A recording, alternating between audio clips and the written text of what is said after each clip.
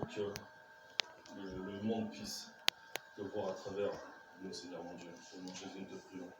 Amen. Amen. Ce matin, nous allons voir comment est-ce qu'on peut vivre comme Christ a vécu de nos jours. Est-ce plus difficile aujourd'hui, ou plus facile, de vivre comme Christ a vécu? Personnellement, et je pense que c'est partagé par beaucoup d'entre vous, on pense que c'est plus difficile aujourd'hui. Il y a des événements aujourd'hui qui font peur à beaucoup. Il y a des choses, des distractions qu'il n'y avait pas au temps de Jésus. Il y a Internet, un bon outil, mais aussi un très mauvais outil lorsqu'il est mal utilisé. On a plus de temps libre, qui est aussi souvent utilisé plus à mauvais escient qu'à bon escient. Donc est-ce qu'il est plus facile aujourd'hui de vivre comme il y a 2000 ans? Donc aujourd'hui, le plan de ce jour, nous allons voir en premier point la vie de Christ par rapport transposée à notre propre vie. En deuxième point, nous allons voir si nous ne pouvons pas le faire seuls, est-ce que nous avons une aide? Donc ce matin, nous allons parcourir la vie de Christ, l'ensemble de la vie de Christ, de sa naissance à sa mort. Nous allons voir 3 situations différentes que Jésus a rencontrées. Nous allons transposer ces situations à notre vie d'aujourd'hui. Donc la première situation, c'est Jésus qui se trouve face à la foule. Donc, nous pouvons lire dans Luc 5, verset 1, juste le premier verset.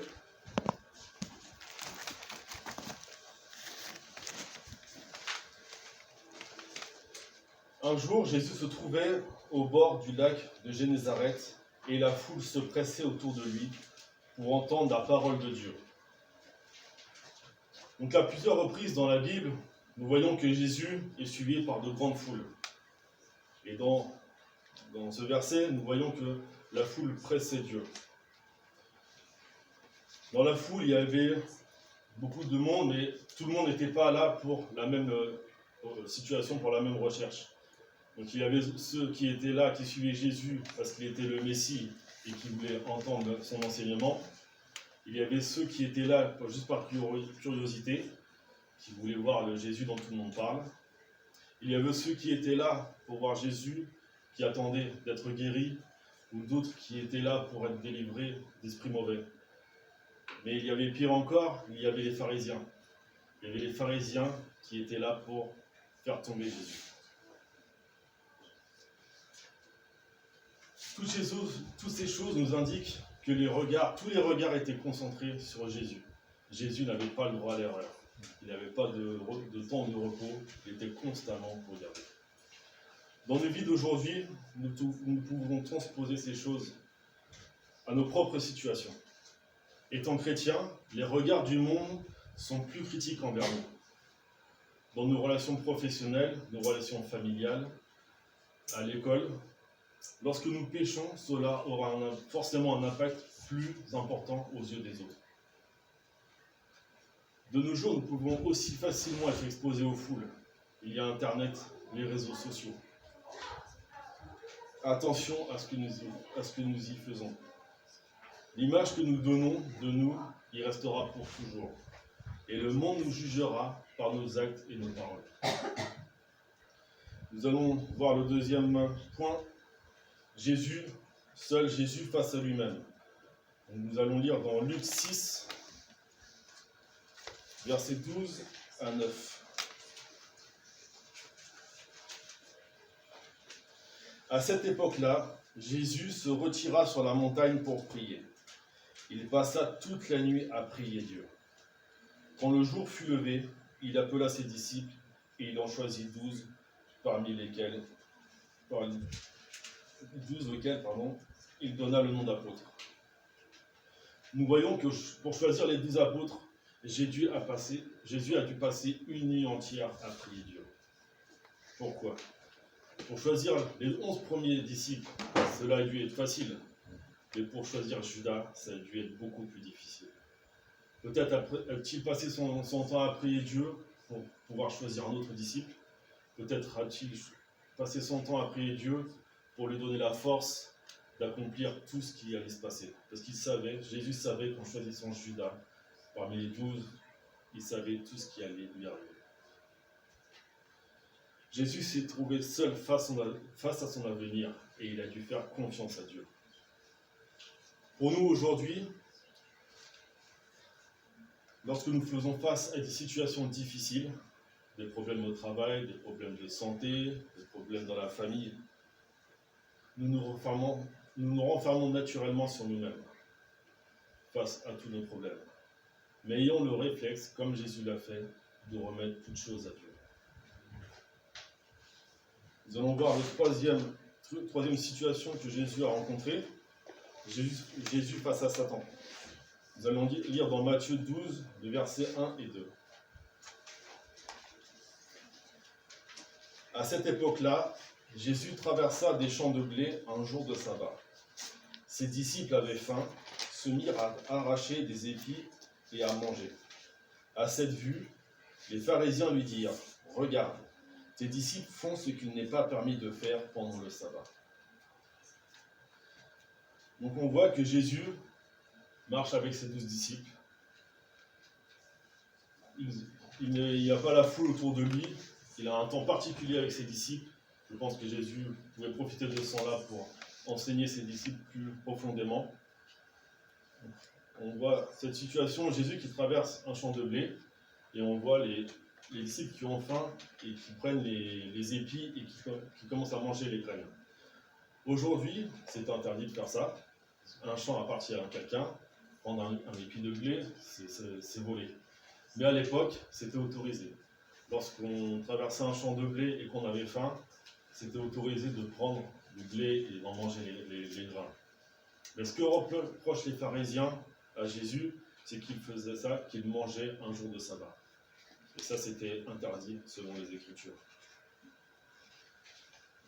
J'aime beaucoup cette image de Jésus qui se retrouve avec ses disciples en groupe restreint. Il se sent en paix, en sécurité, mais il y a quand même ces pharisiens derrière lui. Donc ça me représente le diable lorsque nous sommes bien, en paix, et que nous pensons faire du bien. Il faut se rappeler qu'il y a toujours derrière nous Satan qui cherche une occasion pour nous accuser. Nous avons vu Jésus devant faire attention à son image avec assurance face aux foules. Nous avons vu Jésus dans la tourmente face au choix de Judas. Nous avons vu Jésus face aux accusateurs, les pharisiens. Nous aussi, nous sommes confrontés dans nos vies à toutes ces choses. Mais peut-on réussir à surmonter ces problèmes tout seul? Peut-on vivre en chrétien par nos propres forces? Non. La Bible déclare que par notre propre force, nous ne pouvons pas. Et dans Zacharie 4, verset 6, il nous dit « Nous le pouvons par l'Esprit ». En effet, les désirs de la chair dominent naturellement sur les désirs de l'Esprit. Donc ça, on Galates 5, verset 17. Mais il y a une bonne nouvelle. Jésus nous a envoyé l'Esprit de Dieu pour nous accompagner tous les jours. Nous allons voir l'exemple de Moïse, qui a été aidé par Dieu à accomplir toutes les tâches qui lui étaient réservées. Donc nous trouvons ce récit en Exode 17, versets 8 à 19. Je ne vais pas lire le passage, je pense que tout le monde connaît. Donc on voit, ce passage, c'est les Israélites qui viennent de sortir d'Égypte, ils viennent de traverser le Jourdain, et ils sont dans la joie, ils sont en fête, et ils baissent leur garde. Et c'est à ce moment-là que les Amalécites en profitent pour attaquer les Israélites. Et Moïse, conduit par l'Esprit, envoie Josué se battre face aux Amalécites, et il monte sur la colline avec Aaron et Hour. Et pendant la bataille, lorsque Moïse levait les mains, ce sont les Israélites qui gagnaient la bataille. Lorsque ses mains tombaient, c'est les Amalécites qui gagnaient. Donc, pendant la bataille, Moïse lève les mains, les Israélites gagnent la bataille. Quand ils fatiguent, les mains tombent, et c'est les Amalécites qui gagnent. Mais quand les Amalécites gagnent, Moïse est face à la bataille et il voit les gens envers qui il avait la charge, ses amis, sa famille, se faire tuer devant ses yeux. Et c'était lui le responsable, parce qu'il n'avait pas la force de garder les mains au ciel. Mais Dieu ne l'a pas laissé seul, il a donné Our et Aaron pour l'aider à maintenir les mains vers le ciel jusqu'au soir. Nous allons voir un autre exemple, toujours dans Exode, au chapitre 18 cette fois-ci, 17 à 24. Nous voyons comment Dieu a aidé Moïse à faire sortir le peuple d'Égypte. À la sortie d'Égypte, le peuple était très nombreux.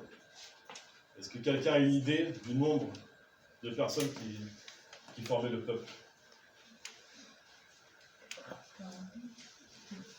Beaucoup plus. 1 million. Beaucoup plus. 2 millions. Beaucoup plus. Les historiens s'accordent à dire qu'il y avait environ 3 600 000 personnes qui sont sorties d'Égypte. J'ai fait quelques recherches sur Internet et c'est exactement la population du Finistère. Donc imaginez-vous, un de vous, un matin où vous vous levez et vous appelez toute la population du Finistère, et vous prenez vos affaires, on part dans un autre pays. Imaginez-vous la charge que c'est. Il faut nourrir les personnes, il faut les faire boire, il faut les vêtir. Il y a des naissances, il y a des deuils, il y a l'éducation à donner. Une charge incroyable. Et pour Moïse, tout ça, c'était en plus dans le désert. Donc pour faire boire toutes ces personnes, pour faire manger toutes ces personnes. À Paris, nous avons le marché de Rungis. C'est un marché qui approvisionne environ 11 millions de personnes par jour. Dans ce marché, il y a des centaines et des centaines de camions qui déchargent leur cargaison de nourriture. Il y a des trains qui arrivent tous les jours qui déchargent leur nourriture.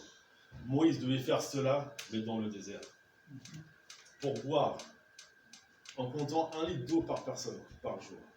Cela représente le volume d'une piscine olympique d'eau par jour pour faire boire le peuple. Et ça dans le désert. Il fallait vêtir les personnes, il fallait du bétail pour faire la laine. Tout ça, le faire dans le désert. Cette tâche, impossible. Impossible, et en plus dans le désert. Il n'y a que Dieu qui a pu faire en sorte que cela était possible.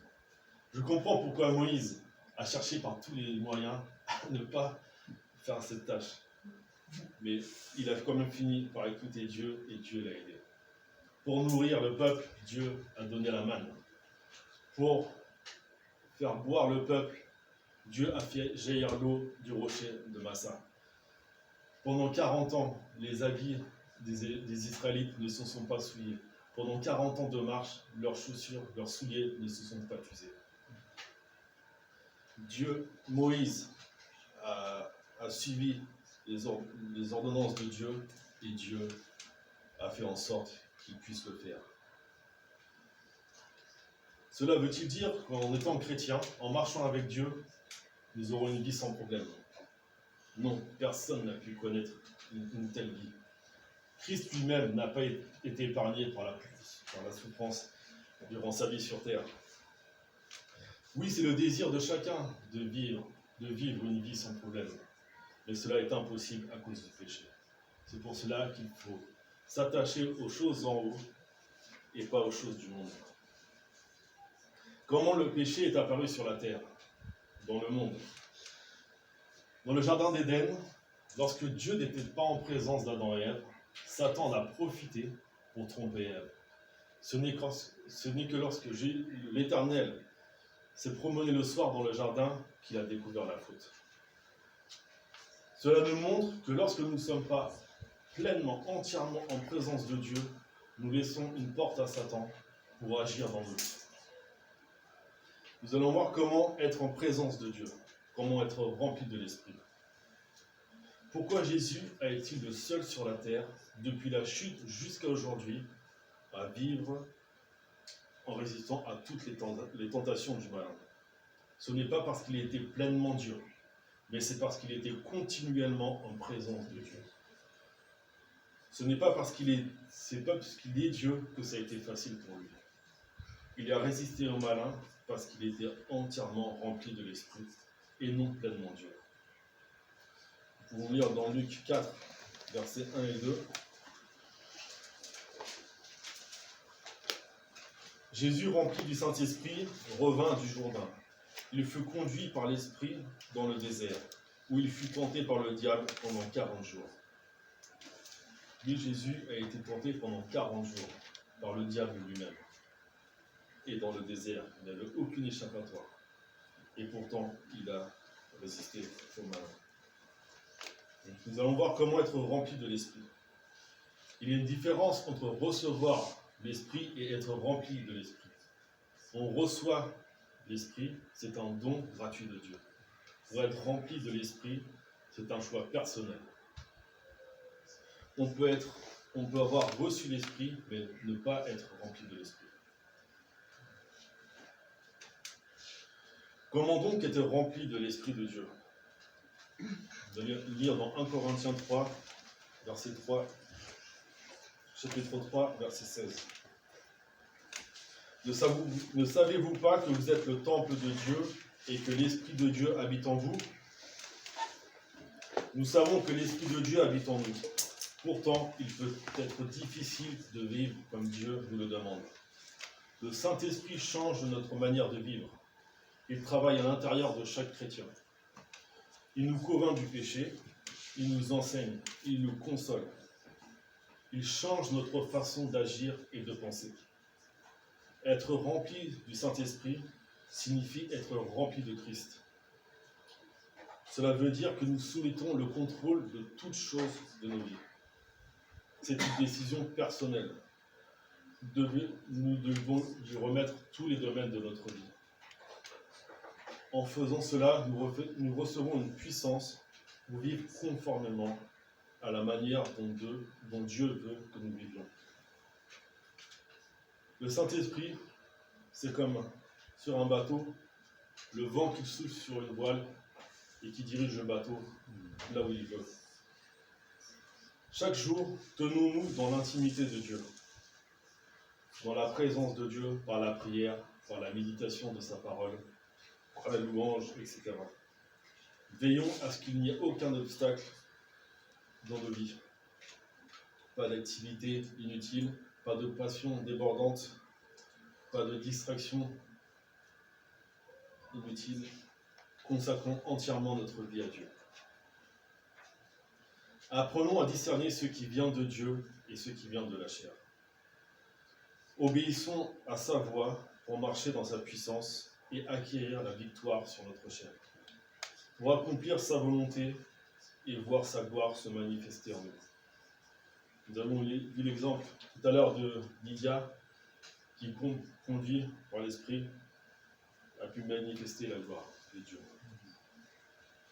Pour conclure, nous avons vu l'exemple de Christ dès sa naissance. Lui, il a reçu l'Esprit dès sa naissance. Nous, dans nos vies, c'est à l'adolescence ou plus tard. Et ceux qui n'ont pas encore reçu, demandez-le au Seigneur. Nous avons vu la vie de Jésus, une vie parfaite, sans tache, parce qu'il était pleinement rempli de l'Esprit, en toutes circonstances. C'est ce que nous devons rechercher tout au long de notre vie. Nous allons maintenant voir la mort de Jésus. Comme lui, nous devons mourir au péché. Mais la différence avec Jésus, c'est que nous n'avons pas besoin de perdre notre vie pour lui appartenir. Il suffit de lui donner notre vie.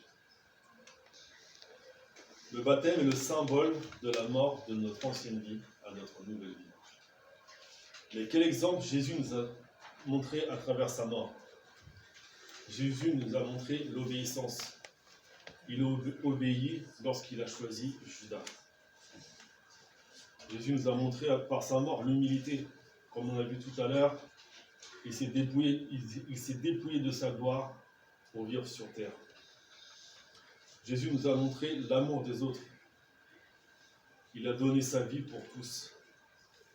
Jésus nous a montré la confiance en Dieu. Il a été séparé de Dieu à sa mort pour la première fois depuis qu'il est. Jésus nous a montré ce qu'est le pardon. Il a pardonné aux brigands sur la croix. Jésus nous a donné l'espérance. Il est ressuscité et nous promet une vie éternelle. Jésus nous a montré le chemin de la sainteté. Il a vécu sur cette terre sans péché, par sa relation avec le Père. Voici ce à quoi nous devons ressembler. Je vais vous donner un petit bonus, une réflexion pour la semaine. Peut-on vivre comme Christ a vécu, non seulement il y a 2000 ans, mais depuis toujours, comme depuis Adam et Ève? Est-ce possible ou pas? Oui, et nous l'avons vu ce matin. Dans l'Ancien Testament également, Dieu conduisait les prophètes par son esprit. Donc oui, l'Esprit de Dieu aide ceux qui croient depuis la création du monde, pas seulement depuis la venue de Christ.